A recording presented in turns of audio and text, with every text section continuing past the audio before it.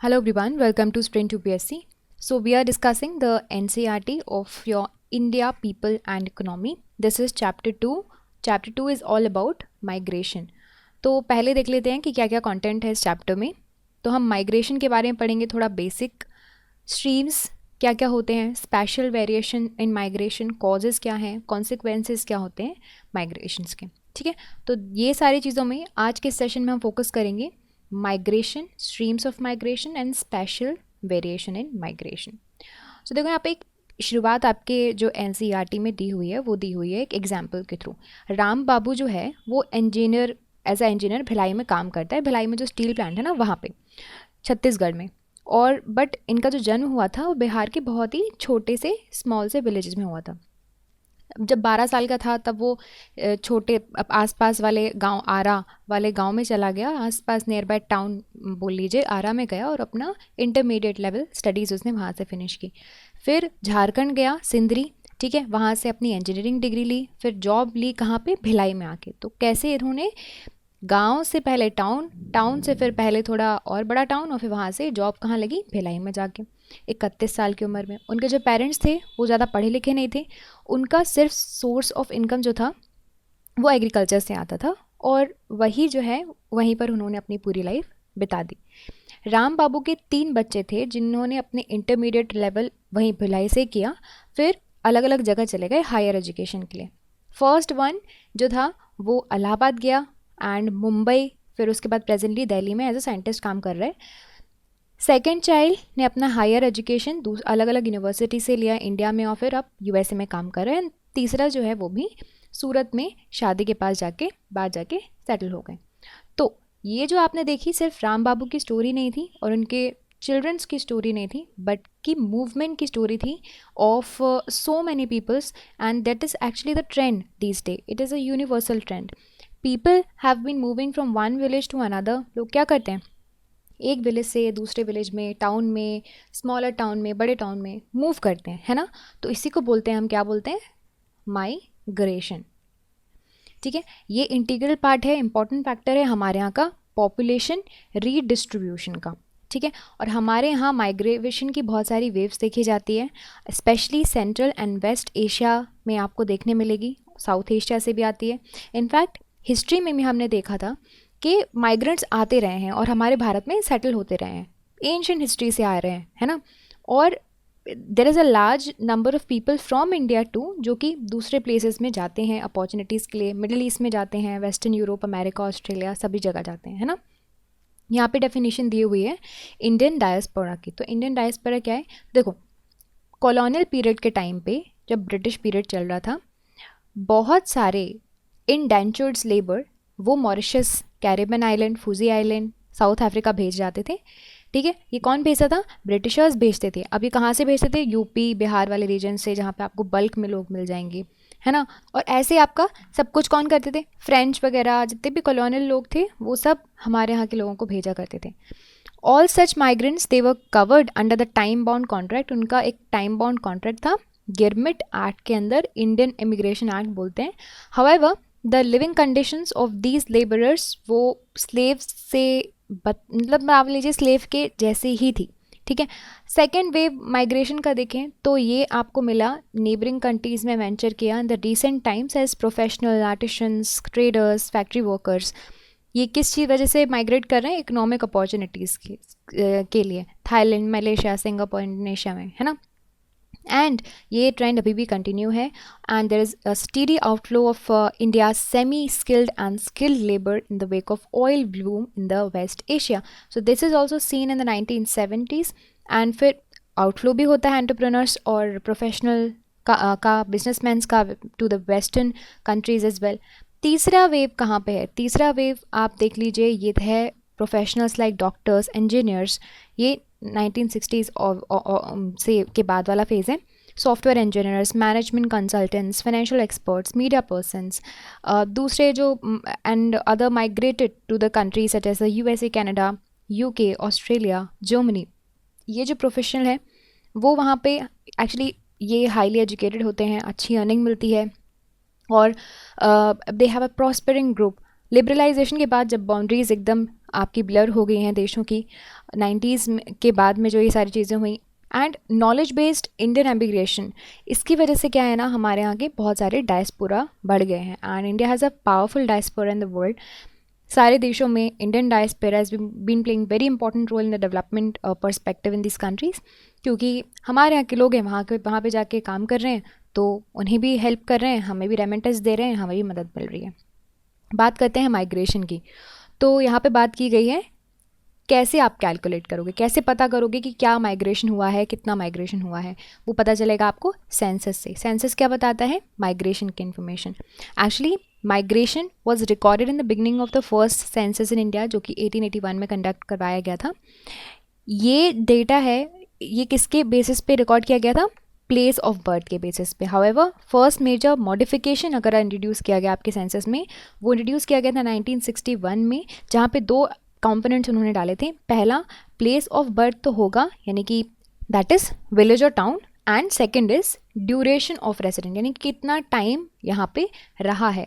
Further 1971 में additional information लिखी गई कि लास्ट रेसिडेंट आपका क्या था और कितना आपने वहाँ पे स्टे किया. ठीक है. Information on the reason for the migration. अब माइग्रेशन मतलब सेंसस में रीज़न कब से लिखना शुरू किया इन लोगों ने, 1981 से, है ना. और फिर उसके बाद कॉन्जिक्यूटिव सेंसस में वो इम्प्रूव होता जा रहा है. अब देखो यहाँ पे आपके जो सेंसस होता है उसमें क्या क्या क्वेश्चन पूछे जाते हैं माइग्रेशन से रिलेटेड, वो देख लेते हैं. First, is the person born in this village और टाउन, यानी कि क्या आपका लाइक बर्थ हुआ है इस पर्टिकुलर टाउन में. अगर नहीं हुआ है तो फिर उसके बाद और इन्फॉर्मेशन लेंगे, rural urban status of your place of birth. फिर डिस्ट्रिक्ट का नाम पूछेंगे, स्टेट का नाम पूछेंगे. अगर इंडिया के भारत के बाहर है फिर उस कंट्री का नाम पूछेंगे. ठीक है. Second is, has the person come to this village और टाउन फ्रॉम एल्सवेयर. अगर हाँ, देन उससे पूछा जाएगा कि स्टेटस क्या है पुराने रेसिडेंट्स का, पहले कहाँ रहता था, और डिस्ट्रिक्ट का नाम क्या है, स्टेट का नाम क्या है. अगर देश के बाहर का है तो क्या कंट्री का नाम है ना. तो फिर ये सारा डेटा एक साथ अमलगमेट करके वो पूरा आपके कैलकुलेशंस करते हैं. इसके अलावा reason for the migration from the place of last resident, ये रीज़न भी पूछा जाता है कि आप क्यों वहाँ से माइग्रेट किए, है ना. एंड ड्यूरेशन भी पूछा जाता है कि कितना टाइम आप वहाँ पर रहे. फिर यहाँ पे है, in the census of India migration is enumerated on 2 basis. पहला है प्लेस ऑफ बर्थ. ये किस केस में, अगर प्लेस ऑफ बर्थ जो है वो डिफरेंट है आपके प्लेस ऑफ एमिनरेशन से, जैसे कि known as a life time migrant. And second is place of resident, अगर आपका लास्ट रेसिडेंट अलग है फ्रॉम द एमिनरेशन, राइट. तो ये है migrant by place of last resident. So 2011 के सेंसस के according out of 1 to 10 million people in the country, 455.8 million, जैसे जो कि इसका 37% है, वो आपको they were reported as migrant of placed of last resident. यहाँ पे कुछ स्ट्रीम्स बताई गई हैं माइग्रेशन की. अब हम कुछ चार्ट्स में चीज़ें पढ़ेंगे. किस किस चीज़ें पढ़ेंगे कि migration within the country कैसे हुआ है, इंटरनेशनल माइग्रेशन क्या हुआ है, and into the country from the other countries. ठीक है, वो हम देखेंगे. Under the your internal migration 4 streams होती हैं, यानी कि इंटरनल यानी कि within the country. Rural to rural, यानी कि गांव से गांव में जाएगा, या फिर गांव से शहर में जाएगा, शहर से शहर में जाएगा, या फिर शहर से गांव में जाएगा. 2011 में out of 455 million migrants enumerated on the basis of the last resident, 141 million had changed their place of residence in the past 10 years. Okay. यहाँ पे आप देखोगे inter state migration by place of last residence, जो कि आपके streams बता रहा है, rural to rural, rural to urban, और ये सारा.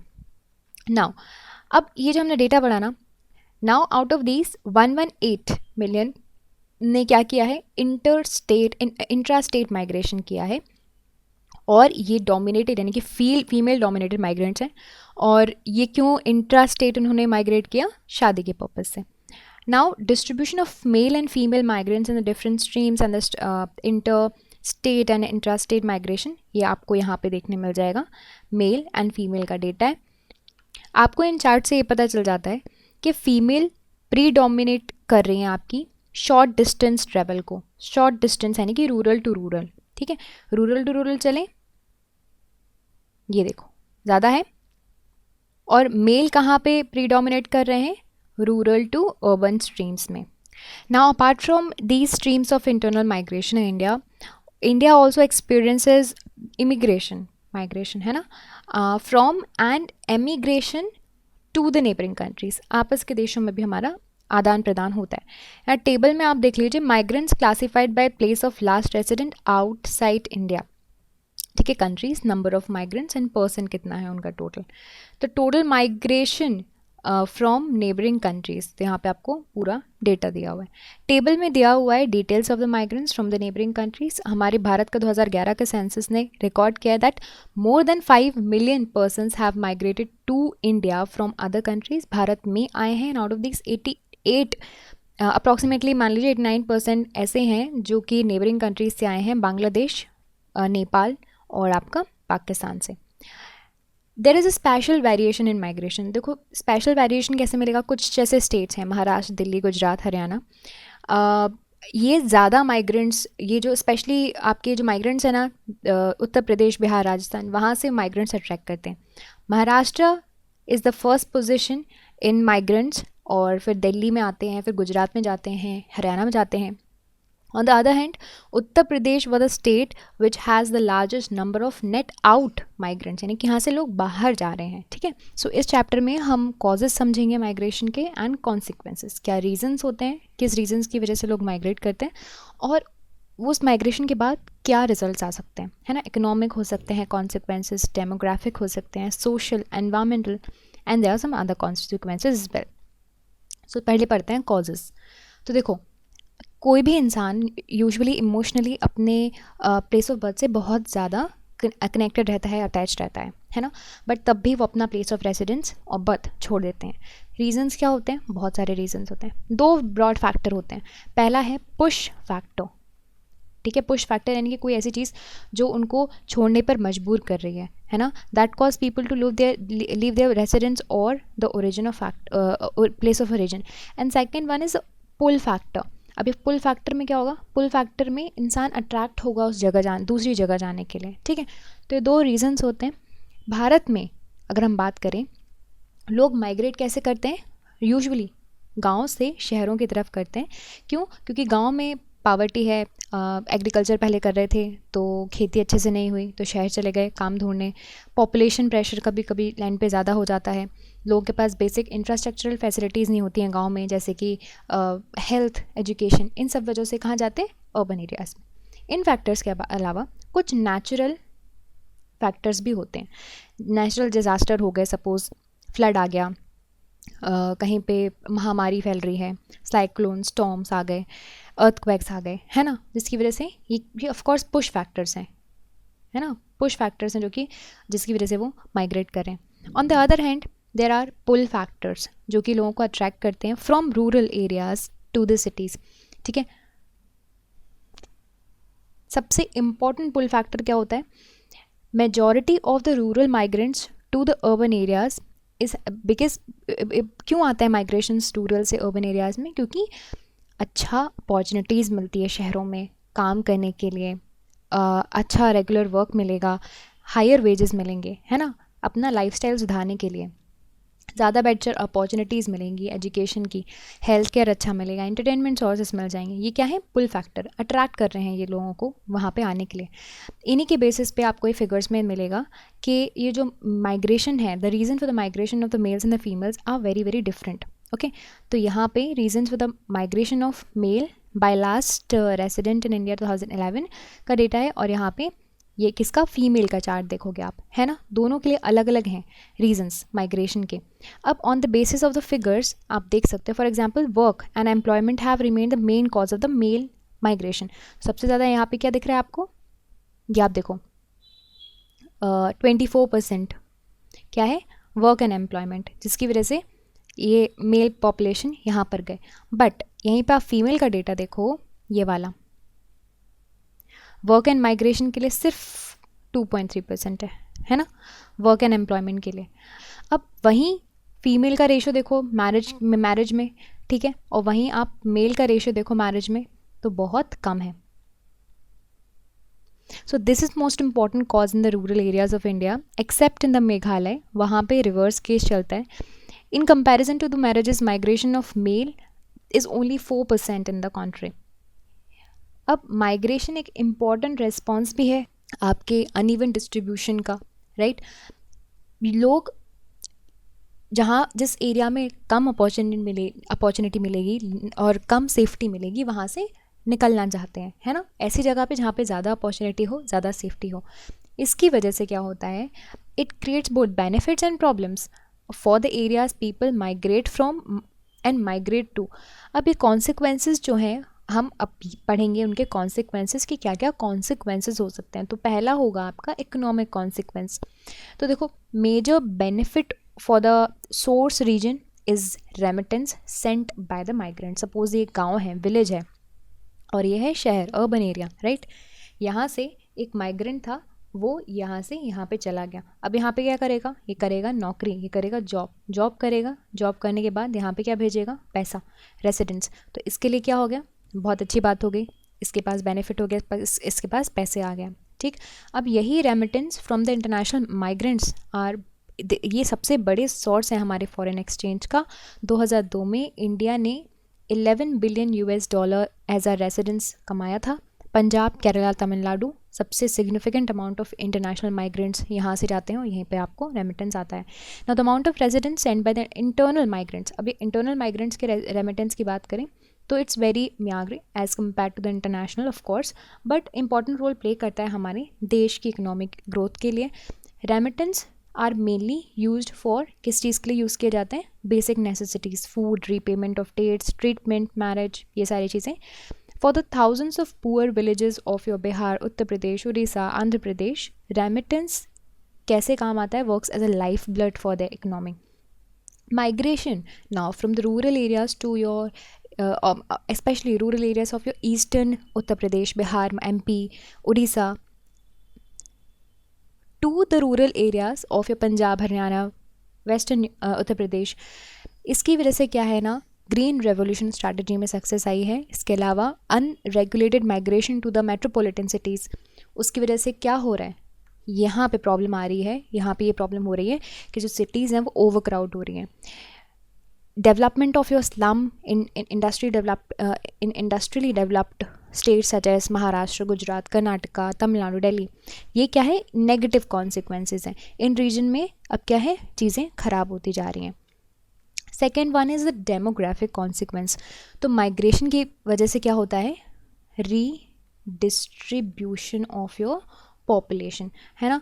रूरल अर्बन माइग्रेशन बहुत ही इंपॉर्टेंट फैक्टर है आपका पॉपुलेशन ग्रोथ के लिए. किसके लिए, सिटीज़ में पॉपुलेशन ग्रोथ हो रहा है. Of course age and skill selective out migration from the rural areas, उसकी वजह से एक क्या होता है, एक एडवर्स इफेक्ट है उन रूरल एरियाज़ के डेमोग्राफिक स्ट्रक्चर के लिए, क्योंकि वहाँ से उस पर्टिकुलर एज के और स्किल के लोग चले गए हैं, ठीक है. अब now however high out migration from these areas जैसे कि उत्तराखंड, राजस्थान, MP, ईस्टर्न महाराष्ट्र, इसकी वजह से सीरियस इम्बैलेंस हो गया है आपके एज सेक्स कॉम्पोजिशन का. सिमिलर इम्बैलेंसेस आपको देखने मिलेगा रिसिप्टेंट स्टेट्स में. ये तो स्टेट्स जहाँ से लोग जा रहे हैं, बट एक ऐसे स्टेट्स होंगे जहाँ पे लोग आ रहे होंगे, वहाँ पे भी आपको सिमिलर केस मिलता है. नाउ सोशल कॉन्सिक्वेंसेस की बात करते हैं. तो देखो, माइग्रेंट्स एक at the end of the day है तो एक इंसान है जो कि एक पार्ट है किसका, सोसाइटी का. तो अपने साथ अपना सोशल स्ट्रक्चर, बिलीफ सिस्टम सब कुछ लेके जाएगा. तो ये क्या है, ये है agent of your social change. Now new ideas related to your new technologies, family planning, girls education, they get diffuse from urban to rural areas through them, है ना. तो ये शहर आएंगे, चीज़ें सीखेंगे, अपने गाँव में ले जाएंगे. माइग्रेंट्स की वजह से इंटरमिक्सिंग्स भी होती है, डाइवर्स कल्चर डाइवर्स होता है, और एक कंपोजिट कल्चर बनाने में बहुत ही ज़्यादा पॉजिटिव कंट्रीब्यूशन देते हैं. Also breaking through the narrow considerations and widens the mental horizon of the people at the large. But इसकी वजह से नेगेटिव कॉन्सिक्वेंसेस भी होते हैं नॉन-मिटी के, जिसकी वजह से social vacuum and sense of dejections भी आता है लोगों के बीच में. And continued feeling of dejections may motivate them to fall in the trap of the anti-social activities जैसे कि crimes या फिर drug abuse. Now the other consequence is the environmental consequence. So overcrowding of people due to the rural to urban migration, इसकी वजह से pressure हो गया है existing social and physical infrastructure पे urban areas में, है ना. अभी urban areas में जो आपने इंफ्रास्ट्रक्चर बना दिया, वो एक पर्टिकुलर पॉपुलेशन को कैटर कर सकता है, राइट, बट ओवर क्राउडिंग की वजह से ज़्यादा लोग उस पर्टिकुलर इंफ्रास्ट्रक्चर पे डिपेंड हो जाते हैं। इसकी वजह से अनप्लान्ड ग्रोथ होता है, अर्बन सेटलमेंट्स की चीज़ें ख़राब होती हैं और स्लम्स बढ़ते जाते हैं। इसके अलावा due to over exploitation of natural resources, city में सबसे बड़ी प्रॉब्लम है ग्राउंड वाटर की, पोल्यूशन की, sewage disposal, management of solid waste, ये सारी चीज़ें भी होती हैं। Now what are the other consequences? Migration, even excluding the marriage migration, it affects the status of womens directly और इनडायरेक्टली। ठीक है, तो किसको इफेक्ट कर रहा है? वुमेन को। रूरल एरियाज़ में क्या होता है, मेल्स ज़्यादा जाते हैं, है ना, अपनी वाइफ्स को पीछे छोड़ जाते हैं, and put extra physical as well as the mental pressure on the woman. Migration of women either for education और एम्प्लॉयमेंट, इसकी वजह से ऑटोनॉमी बढ़ती है एंड उनका रोल भी बढ़ता है इकोनॉमिक में। Now, if remittances are the major benefits for the migration from the point of view of the source of region, the loss of human resources, particularly very highly skilled labor or workers, is the serious cost. The other one is the market for the advanced skill has become truly a global market, और बहुत से dynamic industrial economies हैं. They are actually admitting and recruiting significant proportion of highly trained professionals from the poor regions, and consequently existing underdevelopment in the source regions get reinforced, right? So these are the other problems and the causes of your migration. I hope you understood all of these points, and if you did, you can subscribe to the YouTube channel for more videos and updates, and also you can download the Sprint UPSC app to practice book chapter and topic wise. Remember, candidates, just reading books and watching videos are not going to help you out unless you practice thoroughly. So identify your mistakes and work to improve your performance, and Sprint UPSC is the perfect app to do all of this. अगर आपको ये video पसंद आया हो तो हमारे YouTube channel को subscribe कीजिए और वीडियोज़ एंड अपडेट्स के लिए, साथ ही साथ डाउनलोड कीजिए Sprint UPSC ऐप। यहाँ पर आप अपनी books chapter and topic wise practice कर सकते हैं। देखिए, सिर्फ बुक पढ़ने से और वीडियोज़ देखने से मदद नहीं मिलेगी। जब तक आप अच्छे से प्रैक्टिस नहीं करोगे तो अपनी मिस्टेक्स को जानिए, परफॉर्मेंस को इम्प्रूव कीजिए, और Sprint UPSC इसके लिए परफेक्ट ऐप है। I will see you soon in the next video. Thank you very much.